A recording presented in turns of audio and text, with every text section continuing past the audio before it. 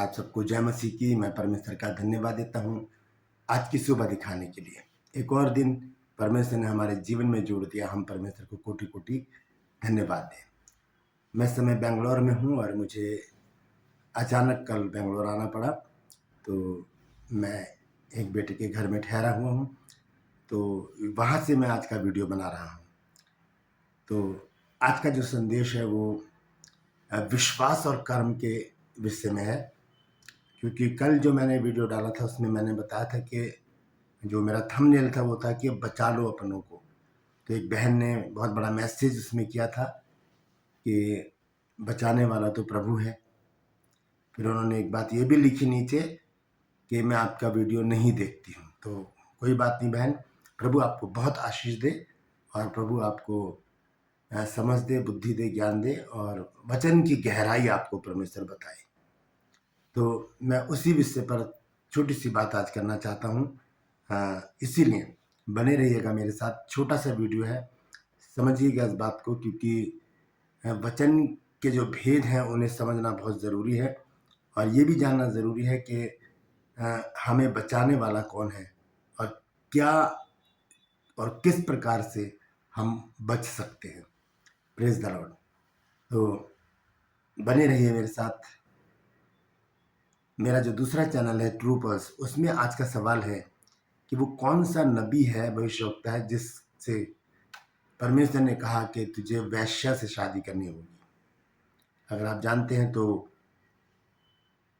Comments box में लिख दीजिए, अगर नहीं तो डिस्क्रिप्शन में जाइए, आज की वीडियो का लिंक वहाँ पर आपको मिलेगा, क्लिक कीजिए और जान लीजिए वो कौन सा नबी है या भविष्यवक्ता है जिससे परमेश्वर ने कहा कि तुझे वैश्या से शादी करनी है। Praise the Lord. आइए एक छोटी सी प्रार्थना करके आज के वचन को शेयर करते हैं। प्रभु जी, मैं धन्यवाद देता हूँ आज की सुंदर सुबह के लिए जो तूने दिखाई है। प्रभु जी, मैं विनती करता हूँ प्रभु जी, आज के इस वचन को शेयर करने मेरी मदद सहायता कर। मेरे होठों को, मेरे दिलो दिमाग को छूकर ब्लेस कर। मेरी आत्मा, मेरा शरीर तेरे ही कब्जे में रहता कि बोलने वाला मनुष्य नहीं बल्कि तेरा आत्मा हो। जितने भी लोग इस वचन को देख रहे हैं, सुन रहे हैं, सब पर मैं तेरी आशीष बोलता हूँ। हर एक को आशीषित कर, हर एक की रोग, बीमारी, चिंता, परेशानियों को अपने सामर्थ्य नाम के द्वारा दूर कर। हर एक घर से तफरके, लड़ाई झगड़े, मनमुटाव दूर कर प्रभु जी। और प्रभु जी, अपने बच्चों को अपनी महिमा के लिए, अपने नाम के लिए इस्तेमाल कर। बांझपन दूर कर, नशा, कर्जे, बेरोजगारी और असाध्य रोग हर एक घर से दूर कर दे। धन्यवाद देता हूँ प्रभु, तूने मेरी प्रार्थना को सुन लिया। यीशु के नाम से मांगता हूँ, आमीन। Praise the Lord. तो पीछे जो कुछ भी दिख रहा है आप उसे इग्नोर कीजिएगा, सिर्फ वचन सुनिए, क्योंकि आज का जो वचन है बहुत ही महत्वपूर्ण है उन लोगों के लिए जो ये समझते हैं कि बचाने वाला तो प्रभु है, वही हमें बचाएगा, हमारा कोई काम नहीं रह गया है। तो एक वचन मैं आपके साथ शेयर करना चाहता हूँ, पहले उसके बाद एक छोटी सी कहानी भी आपको सुनाऊंगा। ये वचन है याकूब की पत्री है, 2 अध्याय, और उसको अगर हम पूरा पढ़ें तो बहुत कुछ है उसमें, लेकिन 25 और 26 आयत को अगर हम पढ़ें तो लिखा है, वैसे राहाब वेश्या भी जब उसने दूतों को अपने घर में उतारा और दूसरे मार्ग से विदा किया तो क्या कर्मों से धर्मी न ठहरी। कर्म बहुत जरूरी हैं, सिर्फ विश्वास करने से ही हम धर्मी नहीं ठहरते। 26 आयत में देखिए क्या लिखा है। मैं बहन से कहूँगा कि वो जरूर इस बात को सुने। निदान जैसे देह आत्मा बिना मरी हुई है, वैसे ही विश्वास भी कर्म बिना मरा हुआ है। कर्म तो करने पड़ेंगे, अच्छे काम तो करने पड़ेंगे, तभी तो हम बचाए जाएंगे। परमेश्वर खुद उतर कर नहीं आएगा हमें बचाने, हमें खुद बचाना पड़ेगा। हम देखते हैं प्रेरितों के काम में 8 अध्याय में एक व्यक्ति है खोजा, वो कंदाकी की रानी का खजांची, और वो आराधना में आया, आराधना करने आया था आराधनालय में। जब वो लौट कर जा रहा था तो पवित्र आत्मा ने फिलिपुस को भेजा कि जाकर उसके पास जांच, क्योंकि जो वो पढ़ रहा है उसे समझ नहीं आ रहा है। तो उसे तो परमेश्वर, पवित्र आत्मा को खुद जाकर समझाना चाहिए था, या प्रभु यीशु मसीह को वहां पर आ जाना चाहिए था, या परमेश्वर को आ जाना चाहिए था। वहां पर फिलिपुस को क्यों भेजा गया? मनुष्य को क्यों बनाया है परमेश्वर ने? पास्टर क्यों बनाए हैं? क्यों परमेश्वर के लोगों ने लोगों के जीवन में जागरूकता लाकर उनके जीवनों को बचाया है? ये बहुत महत्वपूर्ण बात है, इसे समझना जरूरी है। क्योंकि कल का जो मेरा मैसेज था वो यही था कि हम अपनों को बचाएं, क्योंकि हम अपने घर में देखते हैं हमारे भाई बहन बंधु दोस्त जो है वो नशेड़ी है, वो नशे में लिप्त रहते हैं, वो संसारिक जीवन जी रहे हैं। हम तो प्रभु प्रभु करते हैं, लेकिन वो तो नहीं कर रहे। तो उन्हें बचाने के लिए उन्हें बताना तो पड़ेगा। परमेश्वर खुद थोड़ी आएगा बताने के भाई अब मन फिरा लो। वो बाइबल नहीं पढ़ते तो कैसे पता चलेगा? उन्हें बताना पड़ेगा कि बाइबल पढ़ो, उन्हें कहना पड़ेगा। क्योंकि रोमियो 10 अध्याय के 17 पद में लिखा है कि विश्वास सुनने से और सुनना मसीह के वचन से। तो जब तक कोई सुनाएगा नहीं तो कैसे कैसे कोई सुनेगा और समझेगा और अपने जीवन को बदलेगा? ऐसे ही परमेश्वर उतर कर नहीं आएगा किसी को बचाने। जब आए थे प्रभु यीशु मसीह तो कुछ लोग यीशु मसीह के पीछे चल लिए थे, वो बच गए। उसके बाद प्रभु यीशु मसीह ने चेलों को नियुक्त किया, 12 चेलों को। उन्होंने क्या किया? जब काम किया तब लोग बचे। अगर वो भी बैठ जाते, कहते कि परमेश्वर आएगा बचाने, तो फिर तो बड़ा मुश्किल हो जाता, फिर तो बहुत मुश्किल हो जाता। कैसे होता फिर? एक छोटी सी कहानी मैं आपको बताता हूँ कि एक पास्टर थे और उन्हें बहुत विश्वास था प्रभु के ऊपर, और वो जानते थे कि प्रभु ही है सब कुछ करने वाला, प्रभु ही मुझे बचाएगा। तो एक बार क्या हुआ, जिस गांव में वो रहते थे उसमें बाढ़ आ गई।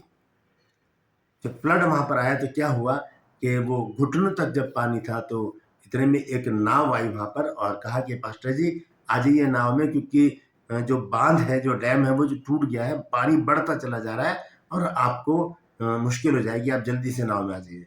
उन्होंने कहा नहीं नहीं, मुझे प्रभु बचाएगा। तब वो चली गई नाव। थोड़ी देर बाद जब यहाँ कमर तक पानी आ गया, तब फिर एक और नाव आई। फिर नाव वाले जो थे उन्होंने कहा पास्टर जी आ जाइए, क्योंकि पानी और बढ़ता चला जा रहा है, बड़ी प्रॉब्लम हो जाएगी, आप कहीं डूब ना जाओ, जल्दी से नाव में बैठ जाइए। लेकिन उन्होंने कहा नहीं, मुझे प्रभु बचाएगा। उसके बाद यहाँ तक जब पानी आ गया, तब एक हेलीकॉप्टर आया ऊपर। हेलीकॉप्टर ने रस्सी की सीढ़ी नीचे टंगाई और कहा कि आप ऊपर आ जाइए, क्योंकि पानी बढ़ता चला जा रहा है और आप बचेंगे नहीं। उन्होंने कहा नहीं, मुझे प्रभु बचाएगा। और इतने में क्या हुआ, हेलीकॉप्टर भी चला गया और पानी बढ़ते बढ़ते ऊपर चला गया और पास्टर जी की मृत्यु हो गई।